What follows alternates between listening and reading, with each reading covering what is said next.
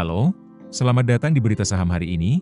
Kita akan membahas tentang PT Goto Gojek Tokopedia Tbk atau Goto, yang sahamnya sedang mengalami tren penurunan sejak tanggal 8 Mei 2025. Sejak awal bulan hingga 7 Mei 2025, saham Goto bergerak sideways di kisaran Rp81 hingga Rp86 per saham.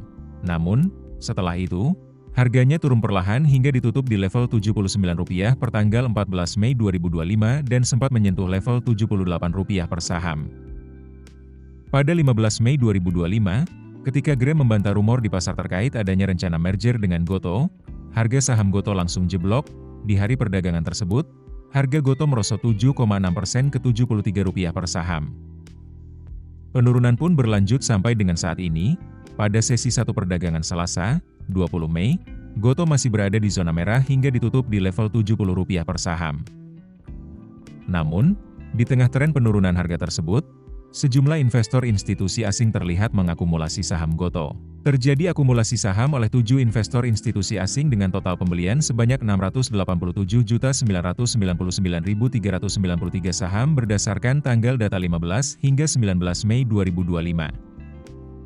Pembeli dengan volume terbanyak adalah Vanguard Group Inc. yang mencapai 243.674.507 saham. Disusul State Street Group yang membeli 150.574.038 saham dan Credit Agricole Group sebanyak 143.816.548 saham. Di sisi lain, ada penjualan dari 6 investor institusi asing di Goto yang melibatkan 553.148.955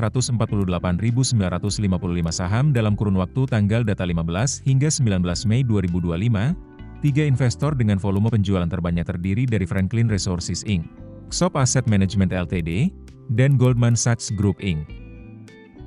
Jika ditarik lebih jauh, harga Goto dalam setahun terakhir sebenarnya bergerak positif dengan kenaikan lebih dari 9%. Dalam kurun waktu tersebut, Goto pernah menyentuh harga tertinggi di Rp89 per saham pada 4 Februari 2025 dan terendah di Rp50 per saham pada 30 Agustus 2024.